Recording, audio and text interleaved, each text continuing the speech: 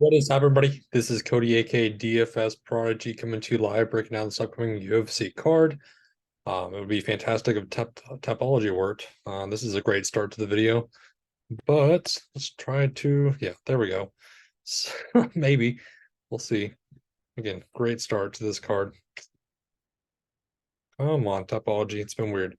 UFC on ABC 5, Emmet versus Topuria.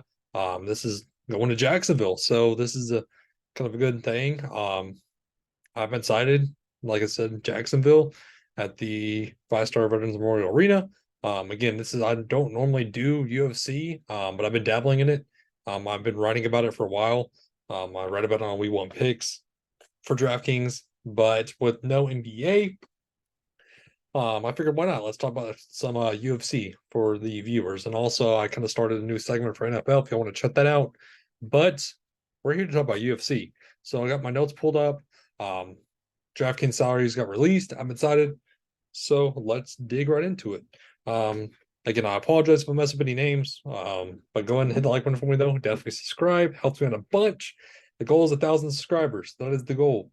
So that is the goal. But Tyra versus Rodriguez. This is a interesting salary point for Tyra. I know the upside's there. I know that he's one of the best Japanese flyweight fighters, possibly one of the best Japanese fighters to begin with.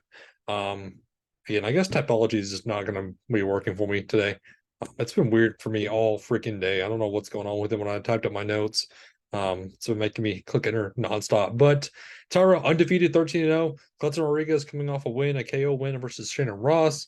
Got a loss against CJ Vergara. But anyways, Rodriguez is a dog. That 6-8 price tag is definitely intriguing. I hate betting on these early fights, but man, that price tag is intriguing.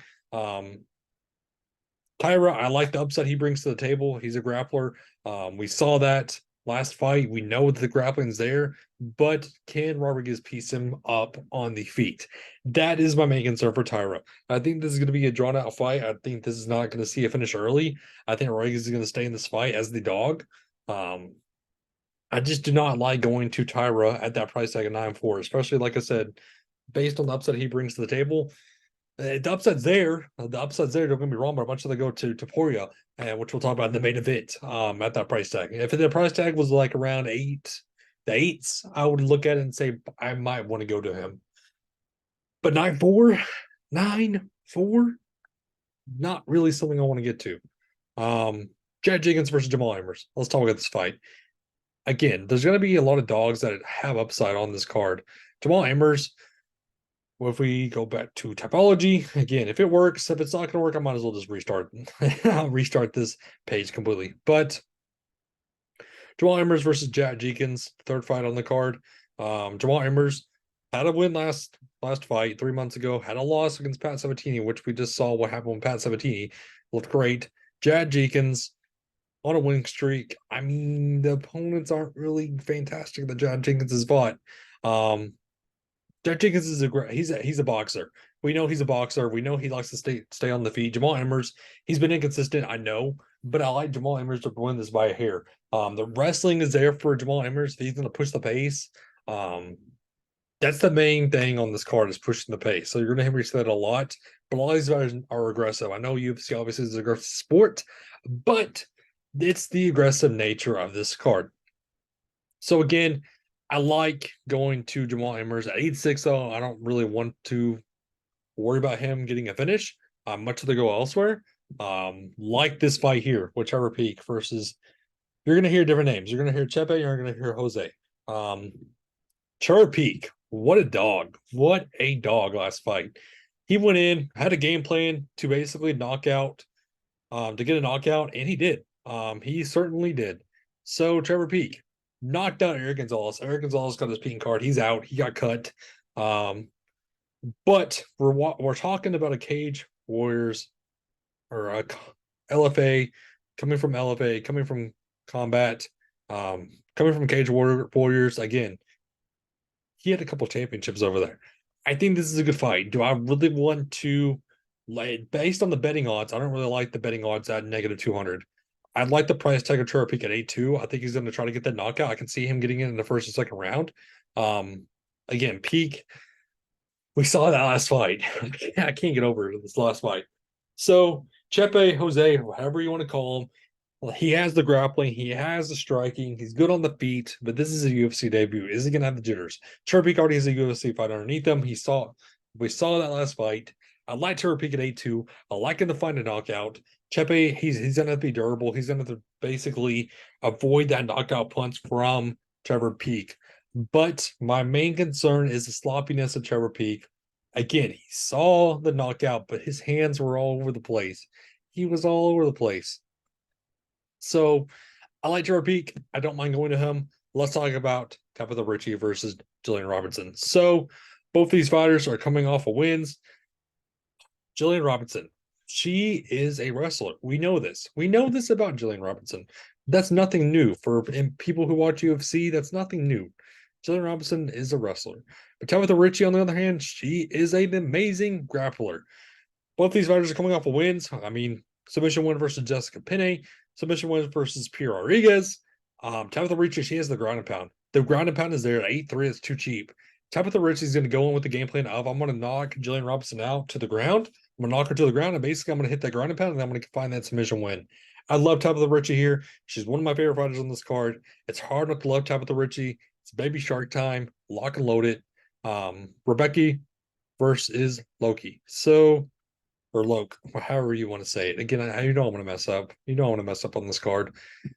Again, if Tapology would really freaking work tonight, that would be fantastic for me. That would be great. But it is what it is. So Rebecca versus Loke. Both these fighters are very similar. Based on the odds, that's pretty much why. Loke coming off a decision win. We have Rebecca, one loss on his resume, coming off another decision win versus Nick Fury. The odds are very close, which they are for a reason. As I pull up my notes, like I talked about, this is a close fight overall. Rebecca, he's a wrestler. He's nasty on the ground. Kind of a similar game plan for Loke. He's nasty on the feet. They're going to basically go at each other on the feet. And that's the problem, is I don't know who I really want to go to based on these odds and based on how close this fight is. I think Rebecca has that dog in him. I think he has the more durable chin. As the cardio worries me. At 8-4, 7-8, it's a coin flip for me. You can go to either side. I would not blame you. Goodness. This is an interesting fight based on the price tags of Randy Brown 9-3 and Wellington Turman at 6-9. So as I pull my notes, I'm looking at my notes for this. Brown on the feet, he has a better length. We know this. So let's bring up this fight. Negative 250 for Randy Brown, Turman 205. So obviously the reach is in the favor of Randy Brown. Height advantage for Randy Brown. Everything's in favor of Randy Brown, but I don't know about his IQ. Can he keep this fight mentally prepared to knock out Wellington Turman? We're needing a knockout, a 9-3. I don't see the knockout happening. I think this is going to be going to the judges, which is why I'm leaning towards Randy Brown. But again, 9-3. Again, give me Topuria at 9-3 or at 9-5. Give me Topuria. So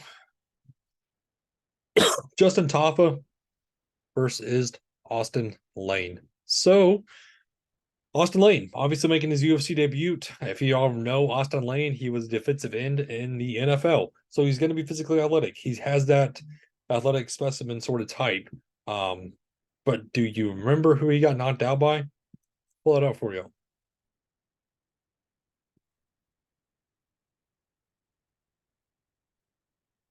So one of those losses for Austin Lane, let's bring this up. I believe it was Austin Lane.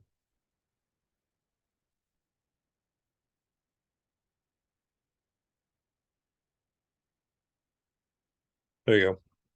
Yeah, Dana White's Contender Series. Greg Hardy knocked him out.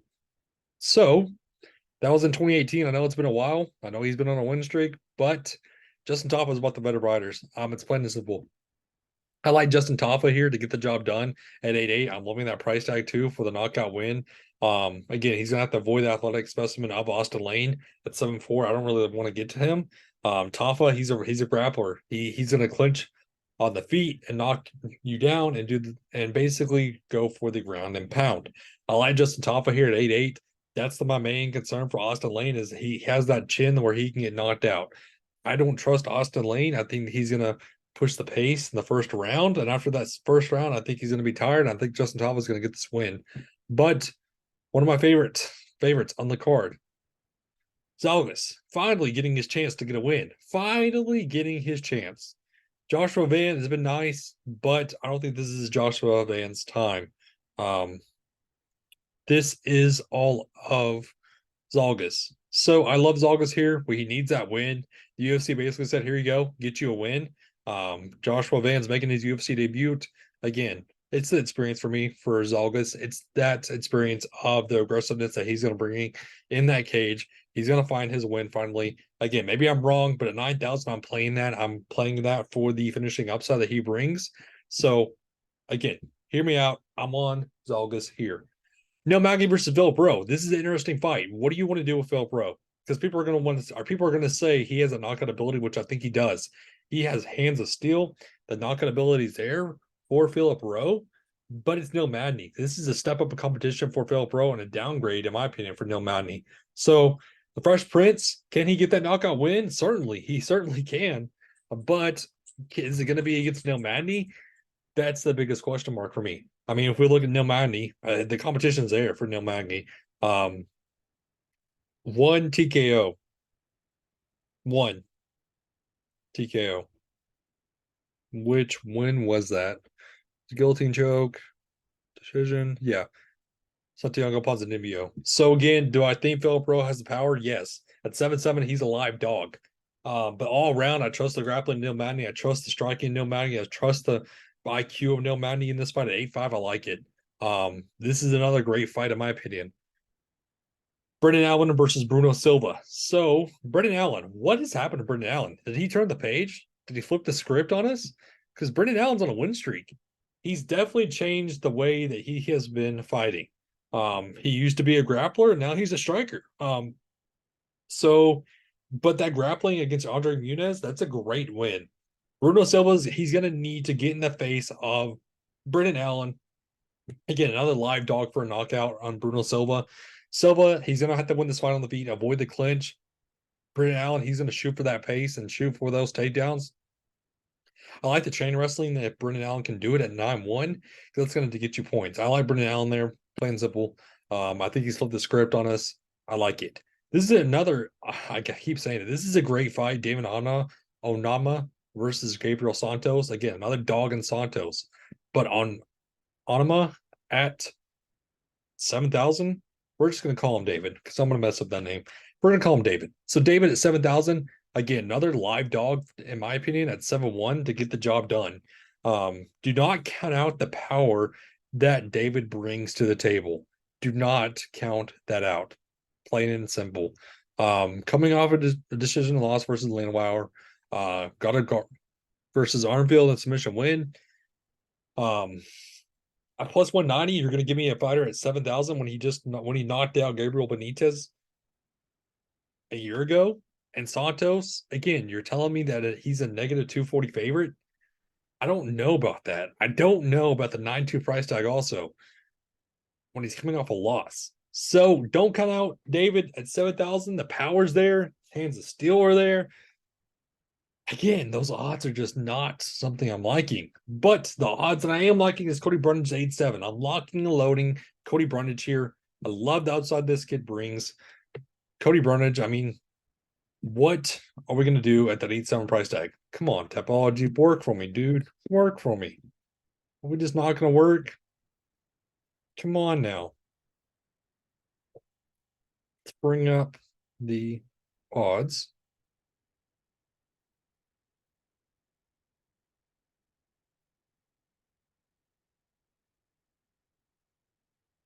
So maybe not a kid, but still, you get the point. 29 years old. So Dumas is coming off that submission loss versus Josh Freemed. I do not like that. That's 3 months ago. Brandon Zazina to win. He's coming off a submission loss against Randolfo Vieira, which we know he is an amazing grappler, an amazing submission artist. I like Brundage here at 8-7. I like that he can get the job done at that 8-7 price. I can get his points. I don't trust too much, especially after the last fight. I don't like what I saw. I'm liking Brendan Tate 7. Macy Barber, this is not a good fight for Macy Barber. Amanda Ribas is going to piece her together. Amanda Ribas has the tools to get the submission win. Macy Barber cannot defend takedowns for to save her life.